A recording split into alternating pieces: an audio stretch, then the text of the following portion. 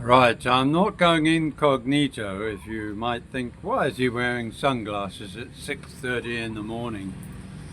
Well, I'm not doing it for vanity either. I'm doing it to try and lessen the strain on my eye that I've had a problem with in the last few weeks. So bear with me. It's Mr. Cool. Yes, they're real Ray-Ban, not fake ones either. These I think cost me $130 for purchase, so I guard them with my life. But actually, these ones were given to me, so I still guard them with my life. You know, I'd like to talk about, sorry, Americans again. It's rather funny how Americans become popular here in the Philippines with their little channels or their bigger channels, and they have a big or a little following. But when they've had enough of the Philippines, what do? They go overseas. Some, of course, go back home to America. Some start again in maybe Cambodia or Vietnam. And we have the famous Jim, the one that was going to turn his investment or his home for his then wife into a piggery. Luckily, he didn't get that chance. But he's out there showing you himself doing his weights each day and marveling at all the things that come natural to him, which is life itself.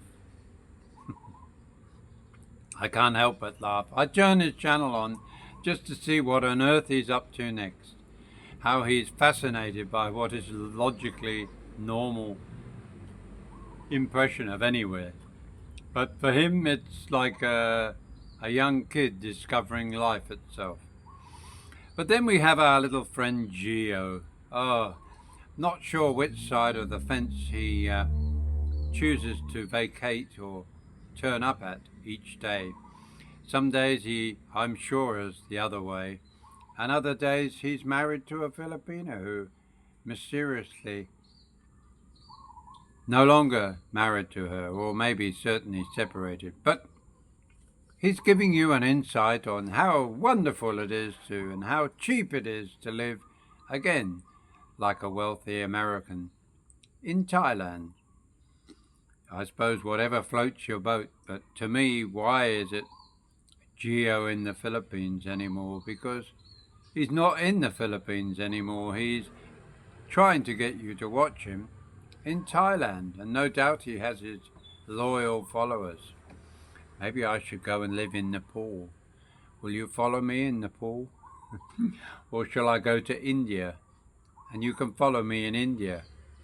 But will I call myself a British expat in India or a British expat in Nepal? I doubt it. It will still be a British expat in the Philippines. And just like Stephen is no longer, what is it? Through the eyes of Philippines, through the eyes of an expat. I think he calls himself Philippines. Anyway, yeah, we all know Stephen is fine. And he's changed his name. Many channels do change their names. And there's nothing wrong with that as long as the intention is to not deceive. You know, we talk a lot about being scammed here. Well, when I say we, foreigners refer to being scammed. I think it's a horrible word. Even if you use the word tricked or manipulated or just simply taken advantage of. I think that's really what we've done. We're taken advantage of. Now, of course, to be taken advantage, we have to be a little bit naive to allow it to happen to us. And of course, many of us foreigners who come here are just that. We don't know. Many of you have talked to a Filipino online and you think that she's the one. And she may well be. Who knows? But the likelihood that she is probably remote. I have a friend who I've spoken to you about before, Zach, from Europe. And, whoops, put the dustbin away. I kept banging myself with it. But, you know, there's hundreds and hundreds of thousands, maybe millions of young ladies. And I say young ladies, one hopes 18 plus. But I know that many of those are under that age that you'll find on TikTok, on Facebook, on all of these little websites, all big websites, because that's what multimedia provides us with. It gives us this entourage of people. And for all of those Filipina that are watching my videos on TikTok, it's wonderful that you watch my videos, but I'm not in the meat market. I'm there to share my videos on TikTok. If you make a nice comment that warrants beyond hi, I will try and reply to it if it's possible. But please just imagine that it's not always just about trying to find me as your partner, because I'm not on the market. And this is the point, you know. We put ourselves, or we go on dating sites, some of us. And why are you on those dating sites except to find somebody who shows an interest in you? And of course, probably as many as 80% find yourself being hoodwinked, we'll say, emotionally, into feeling sorry, understanding that these girls come from probably very poor backgrounds, many of them, and they're basically just trying the field. When I say that, you know, we might cringe when we see a beggar in the street, somebody that's homeless and he has his hand out, not to mimic poverty, but that's how they come across. That's the image they want to come. Sometimes they're pretty girls dressed in hill-type tribal clothes and maybe with a very small baby in hand. And it's very hard to walk past them and go, no budget. But watch the Filipina and the Filipino. They do the same. And it's funny that the younger generation, the kids, school kids, you see them donating on a regular basis.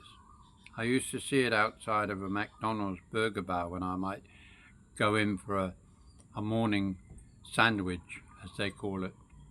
And I was amazed to see school kids in school uniforms giving money to poor people, whereas their parents would probably say, you know, go to social welfare, you don't need to beg, because begging is illegal here.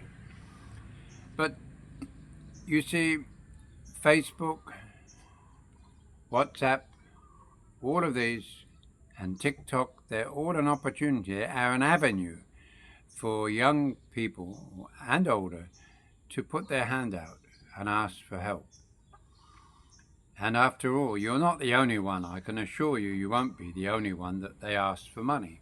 And if you work on the odds that if 100 men are asked for money, 1 or 2 will give them money. And it's a way of providing them with a little bit of income to survive each day that they feel is important. It might be just as a bit of a dare. Maybe they just think it's funny. But I think the majority of them are using it as it's almost like a way of gaining pocket money. And we can't really blame people if there's a market out there that is willing to give money. I mean, I grew up in a country in many countries, where giving a tip was not really part of the custom. But as Americanism has spread around the world, you don't have to go far to find in Europe and in England and Australia and New Zealand now that you give a tip. And it's definitely here.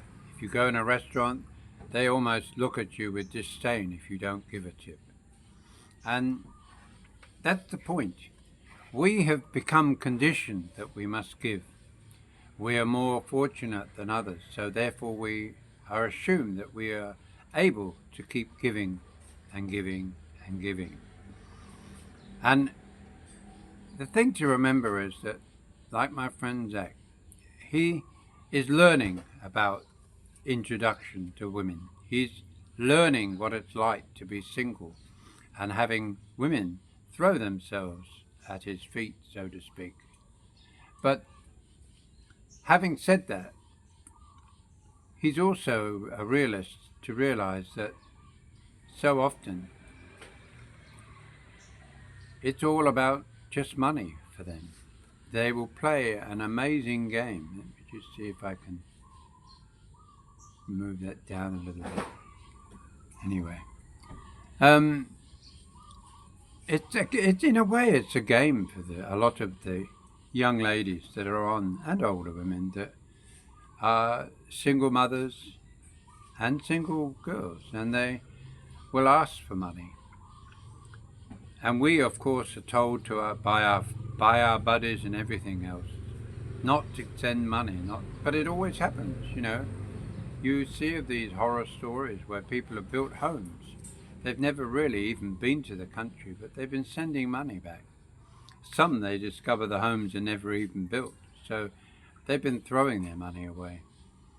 But you see, I'm sure that if you went to America, Australia, New Zealand, there will be people just as eager to do the same there. They won't be called Filipina. They'll be called New Zealanders or Australians. Scammers, they'll call them. And that's life, unfortunately, how we have to recognize that there are people out there that now can use the internet as a tool to extract your loose money, your change in your pocket, and in some cases, large amounts. And the likes of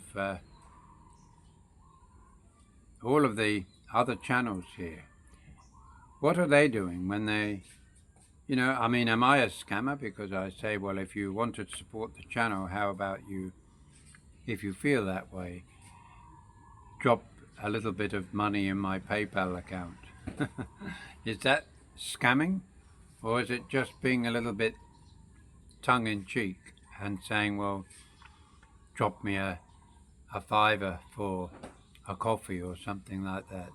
I don't put, what is it, buy me a coffee, but I do occasionally, well, I do put on the end of my videos in the description my details. But those that do send money do it out of friendship, I believe, and an appreciation of what I'm doing each day. I'm not doing it as a job. I'm doing it to have a hobby, and also to let you know some of the things that I think are important when you come to the Philippines. We're not talking about on holiday. On holiday you're living in a bubble. But I'm talking about real life, the kind that Simon and Stephen and Brent and James and Ian all live that life. We've lived here for many years, and by doing so, we're trying to pass on valuable information, hopefully, that you'll be able to gain.